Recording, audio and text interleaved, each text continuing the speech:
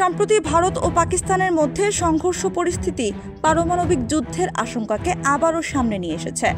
কোনো আনুষ্ঠানিক আলটিমেটাম বা লাল বোতাম না থাকলেও দুই পক্ষের কৌশলগত পদক্ষেপ ও সামরিক প্রস্তুতি বিশেষজ্ঞদের মধ্যে উদ্বেগ সৃষ্টি করেছে।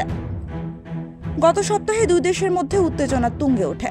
পাকিস্তান একদিকে সামরিক তৎপরতা বাড়ানোর পাশাপাশি ন্যাশনাল কমান্ড অথরিটি এর বৈঠক ডেকে নিজেদের পরমাণু অস্ত্রের প্রস্তুতি স্মরণ করিয়ে দেয়।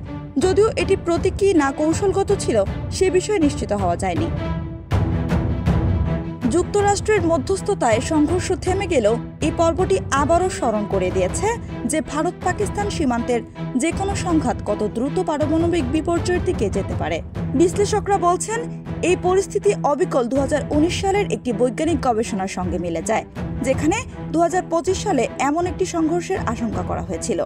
ওই গবেষণায় বলা হয়েছিল একটি সন্ত্রাসী হামলার জেরে ভারত পাকিস্তান যুদ্ধ শুরু হয়ে পরমাণু যুদ্ধ পর্যন্ত গড়াতে পারে। Stockholm international piece research institute এর তথ্য অনুযায়ী ভারত ও পাকিস্তানের প্রত্যেকের কাছে আনুমানিক 170টি করে পারমাণবিক ওয়ারহেড রয়েছে। ভারতের পরমাণুত্রয়ী সক্ষমতা পাকিস্তানের তুলনায় উন্নত হলেও দুই দেশই বর্তমানে অস্ত্রভান্ডার বিস্তারে ব্যস্ত।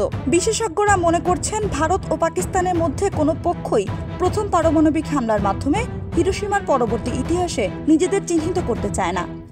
কিন্তু use it or lose it পরিস্থিতির আশঙ্কা থেকেই যায়, বিশেষ করে সীমান্তে বড় ধরনের যুদ্ধ হলে।